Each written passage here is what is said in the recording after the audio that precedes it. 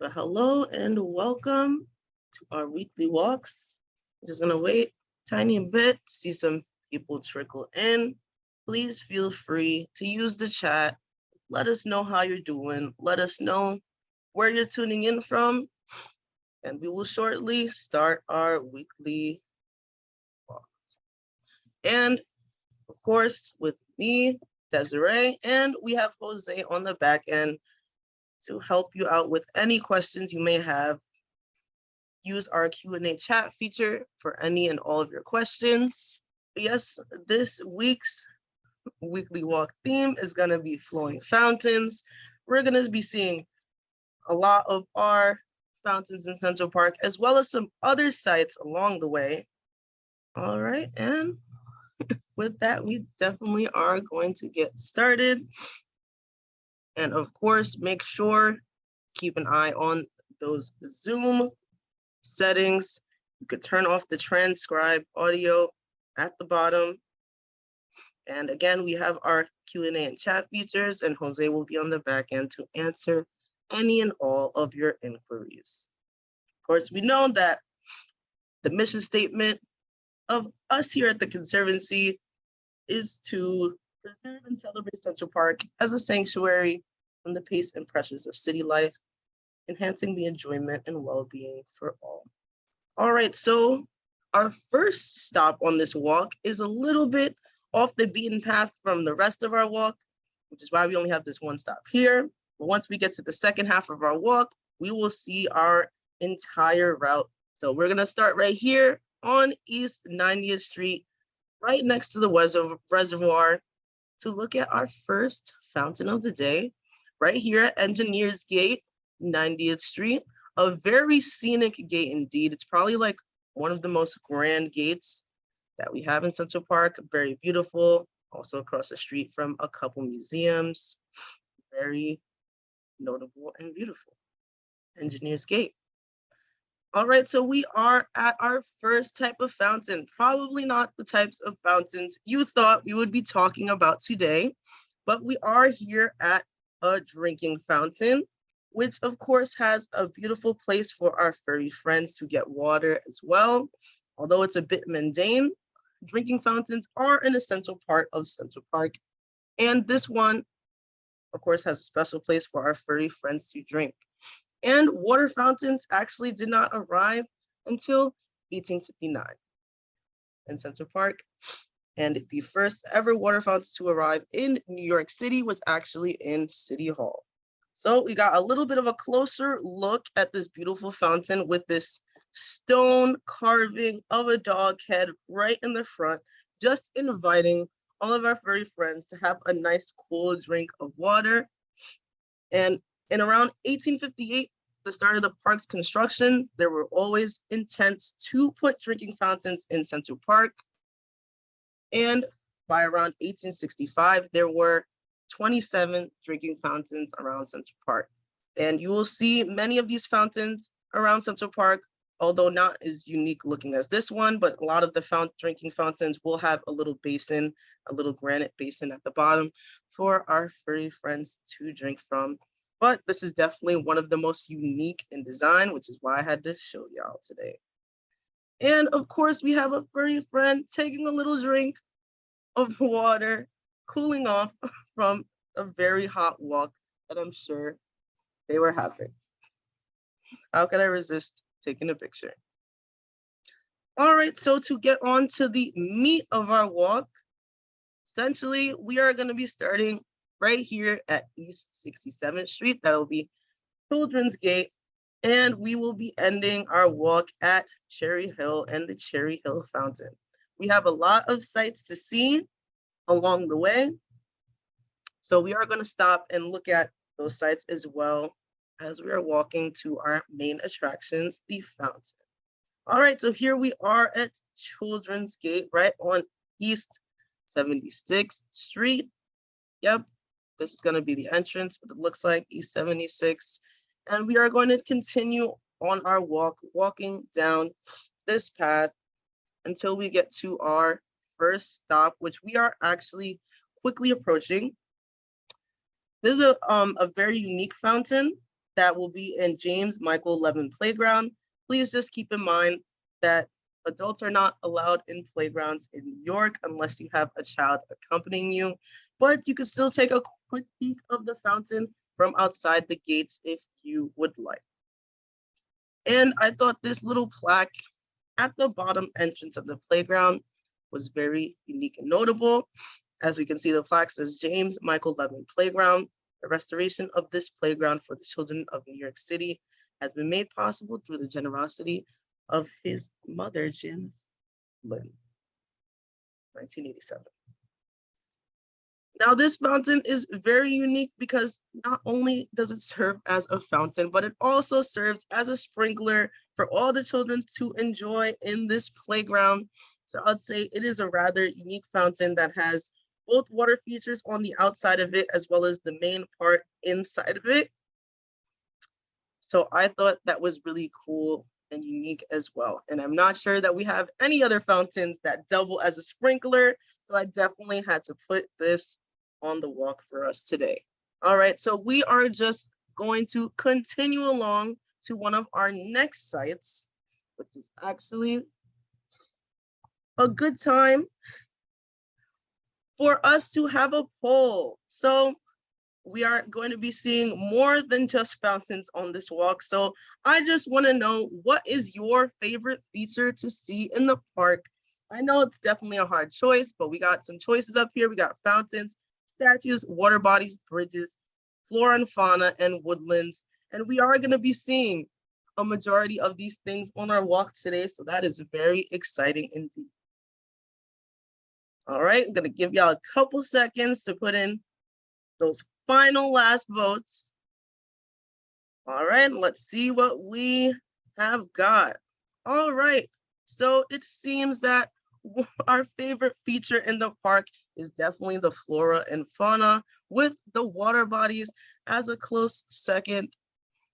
Not that much love for the fountains, but we are going to be talking and learning more about the fountains today, indeed. So hopefully, maybe it will soon become one of your favorite features in the park after today.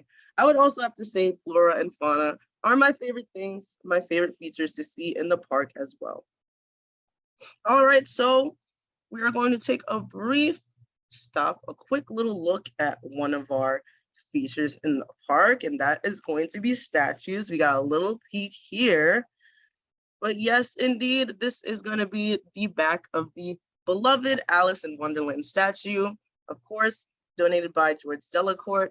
It is one of the most beloved statues in all of Central Park, especially amongst the children. As you can see, many children play on it, climb all over it, and things like that. Something that I really appreciate about our statues in Central Park is how interactive many of them are. As you can see, you just play around on it, chill, take some nice pictures, and just truly actually get to interact with the statue. Very nice indeed. And right next to the Alice in Wonderland fountain, we are gonna find conservatory water, one of our most unique water bodies in the park as well. A very nice picturesque view of this mirror pool we got going on that also has a lot of ties to the history of Central Park, as sailing model boats was a very popular thing to do at the time and still continues on tradition today on conservatory water. It is also very unique because it's the only water body in Central Park that does not have an in-fed water system. And by that I mean that there is no pipe inside of this water body. We actually do have to fill it from the outside. And I do have a picture of this hydrant that we see right here. So this hydrant actually is responsible for filling up our conservatory water. So that's something very unique, and I highly recommend that y'all check out conservatory water. Very scenic and picturesque. And there's also a lot of sights to see around it, as well as the Hans Christian Andersen statue. So yeah, definitely come out to visit conservatory water.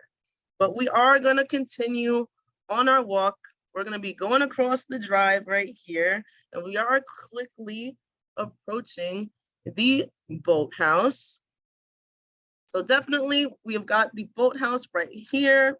As you can see, there's a little sign telling us that a 1 hour rental is $20 with a $20 deposit, a deposit that you will get back as long as you get back in time when you are boating. I actually have done this boating very recently, and it is quite fun, but I will say you probably need more than an hour to fully explore the lake to its full extent. So I definitely recommend y'all check out the boathouse and go boating very soon. And we just have another shot going down the path of the lake. The lake is looking extra green because of our algae blooms that we get every single summer. So make sure you just be mindful of that, because algae is a little bit harmful to both ourselves, humans, and also animals. So just make sure you're being mindful of those algae blooms and things like that if you are planning to fish or something like that in Central Park or any of our water bodies, because the algae blooms is something that happens seasonally and we are used to seeing it, but it does look very interesting and cool because it kind of looks like the water is dyed green, but that is going to be from our algae blooms. And we are quickly approaching probably what a lot of you are here for, part of the parking event. We are quickly approaching Bethesda Terrace. We have a nice little view right here of our Angel of the Waters fountain peeking out. But let's just orient ourselves on where we are. So we did start over here at East 76th Street, and we are now heading towards Bethesda Terrace and Fountain. It's actually a pretty short walk, in my opinion. You could definitely see all of these sites in one day. So I highly recommend using this route or this walk in your future endeavors when you're planning to visit Central Park. And of course, we're ending our walk at Cherry Hill. So we are here at what we like to call the heart of the park, the center of it all. And I do have a video to show you all just to get a little bit more of what it feels like to be on Bethesda Terrace on this time of year during summer, one of our most popular times of year for visitors. So I'm going to play that video for you all right now, just so we can get a little immersed in the vibes of Bethesda Terrace.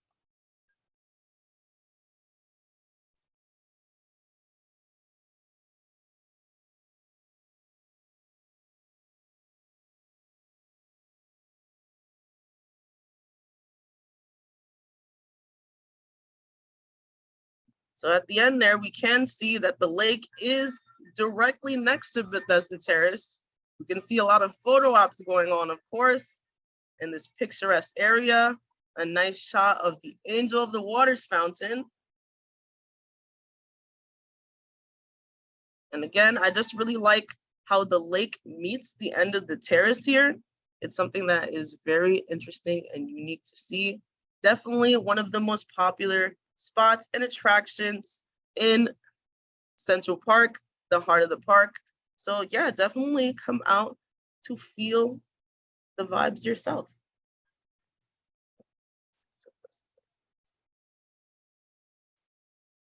All right, so we've got this nice, beautiful shot of the Angel of the Waters, as we can see, touching the little pool that she has beneath her, with angels directly underneath her as well.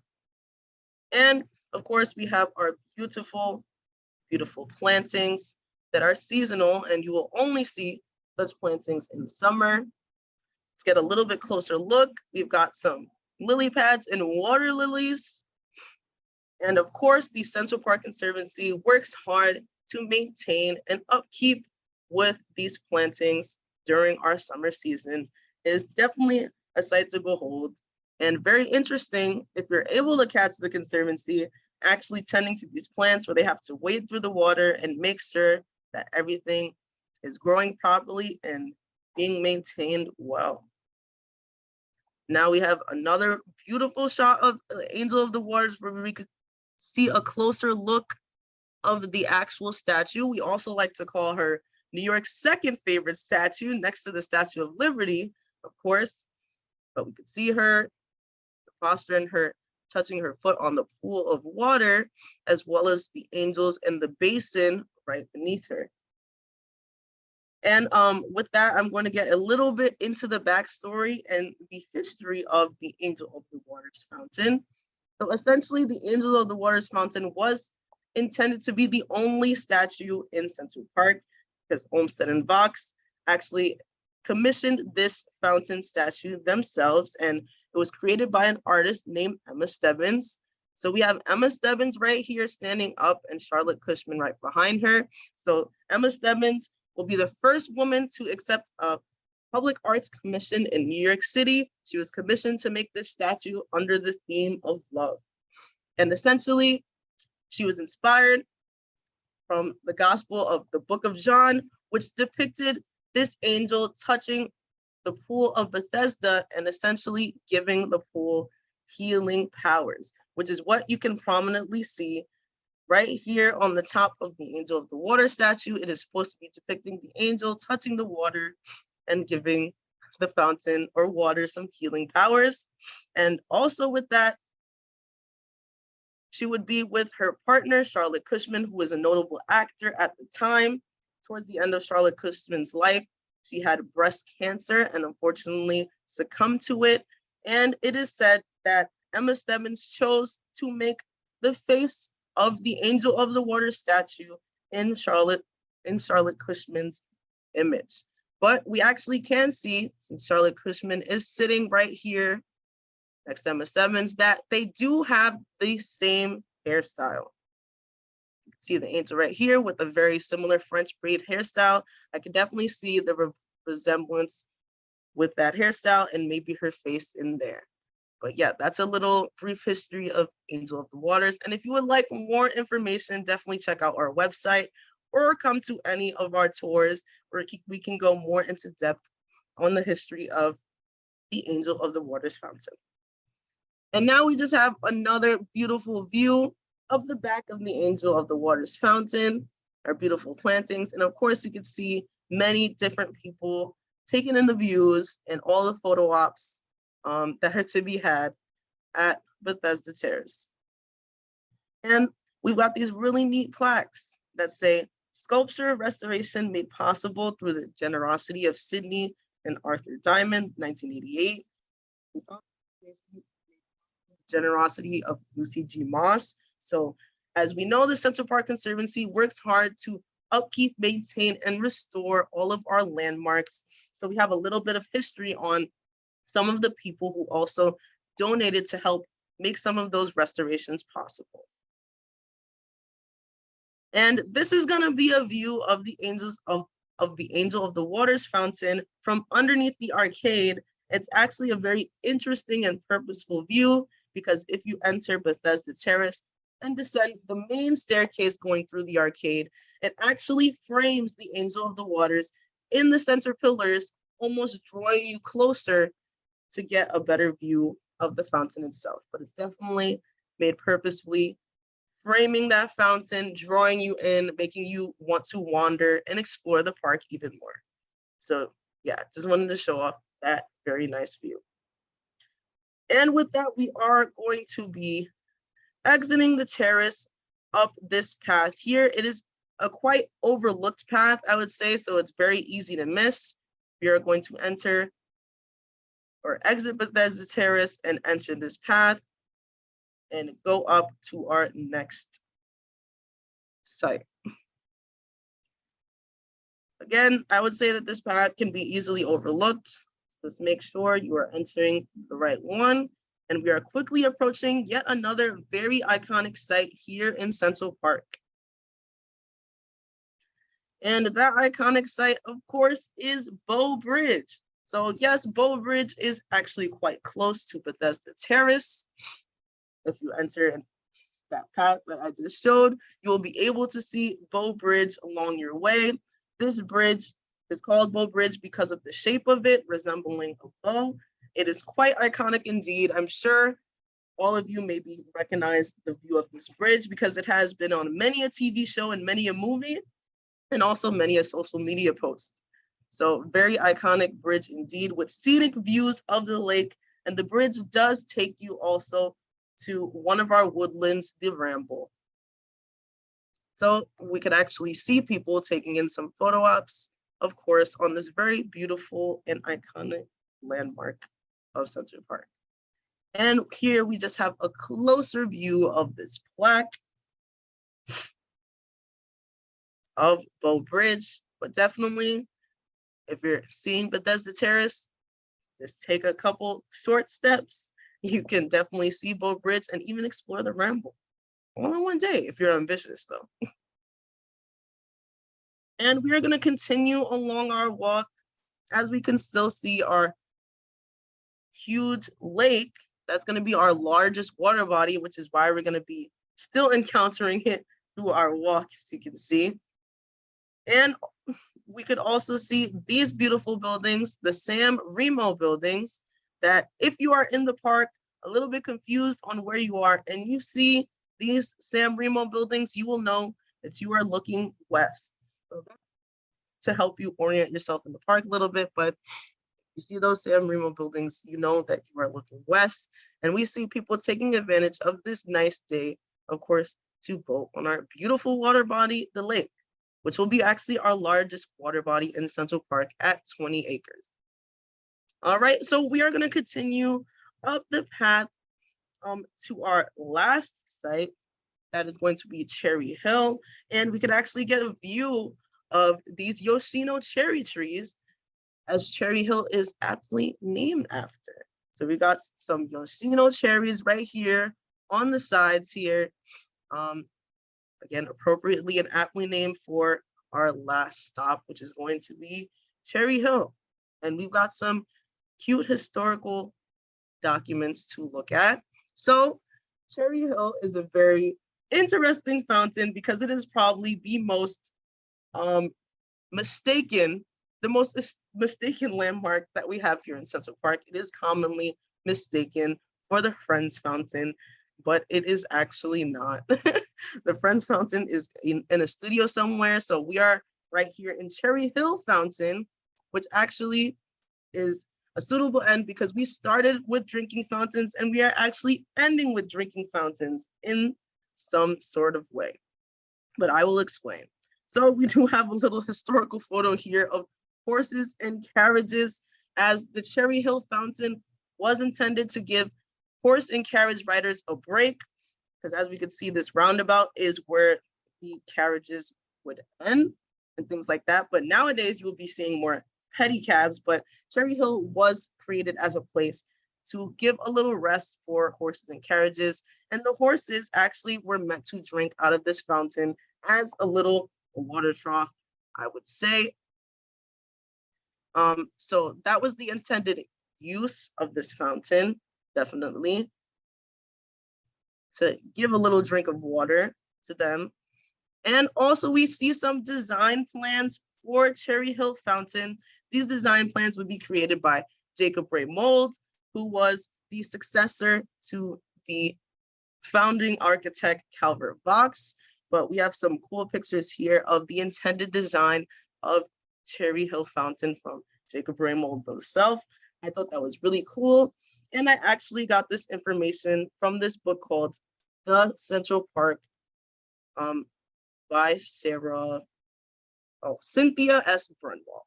So if you would like to see these historical photos, I did get them from the book The Central Park by Cynthia S. Brunwald.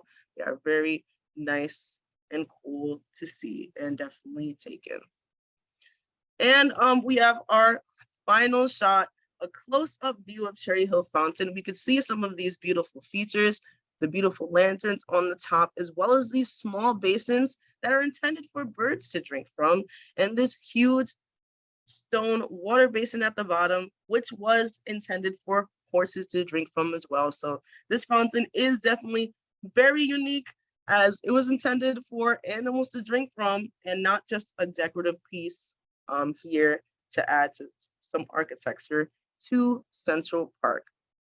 And I would just like to say thank you all for coming on our walk. And if you would like to know more about Bethesda Terrace or anything like that and come on a tour with us, we actually have a tour tomorrow, the Eastside Evening Stroll, which will be led by yours truly, me. So if you would be interested in that, we definitely have a link in the chat right now telling you to sign up for the Eastside Evening Stroll that is going to be tomorrow at 6:30. You would like to see me or learn more about Bethesda Fountain, I definitely encourage you all to sign up. And I appreciate you all for joining us yet again for another weekly walk. We love having you guys and hearing where all of you are from and just getting to see the sights together on a walk in Central Park with us. So I hope all of you guys take care and have a good week, and I will see you next week.